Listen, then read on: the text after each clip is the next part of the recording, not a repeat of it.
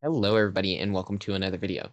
Now, real quick before the video gets started, I just want to give a thank you to FlashForMultiversus on Twitter. You can follow them in the link in the description, and they're the ones who actually told me about this in the first place.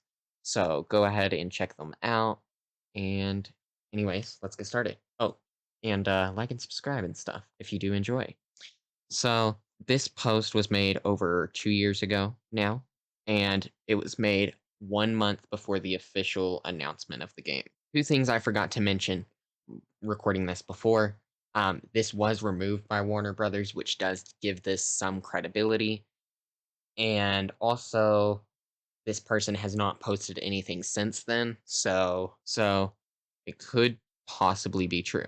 So it seems like this person was a playtester for the game, and so that's basically all the kind of stuff. Now, they do mention that it is only for PS5 and Xbox, which we know to be true.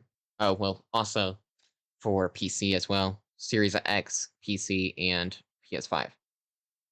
They also mentioned that it is a action-adventure game, which is true.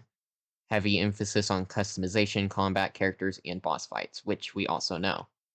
So, they do mention that the playable characters, at least at the moment, include Harley Quinn, Deadshot, Deathstroke, Cheetah, King Shark, Captain Boomerang, Count Vertigo, and Enchantress.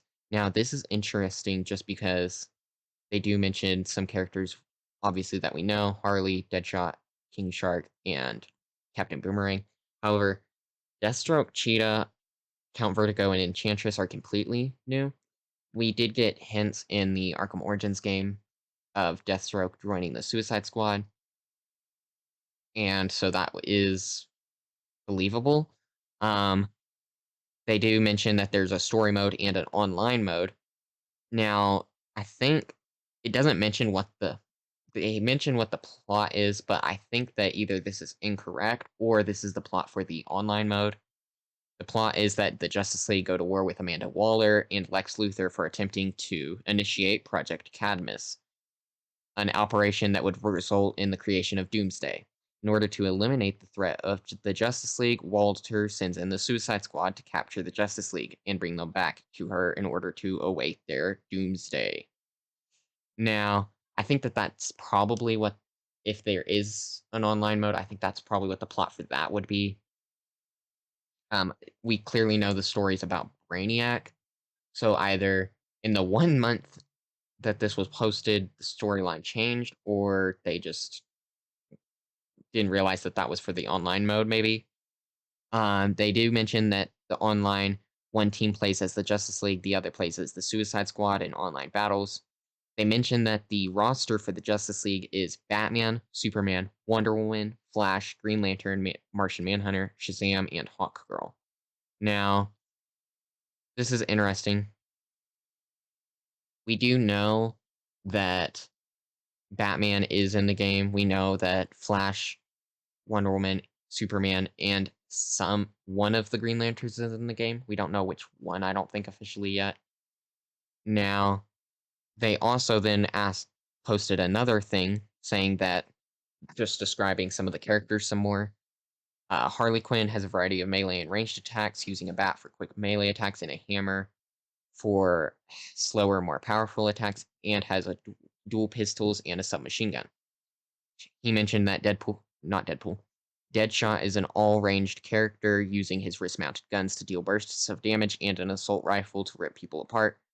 Now, Deathstroke, he says, plays a lot like Batman from the Arkham games, using brute force and stealth attacks. He has a pistol, a staff, and a grapple gun. He also uses a sword to do finishers. He mentions he didn't play as Cheetah, King Shark, or Captain Boomerang, but that Count Vertigo uses his vertigo abilities to stun his enemies and then moves in to deal damage.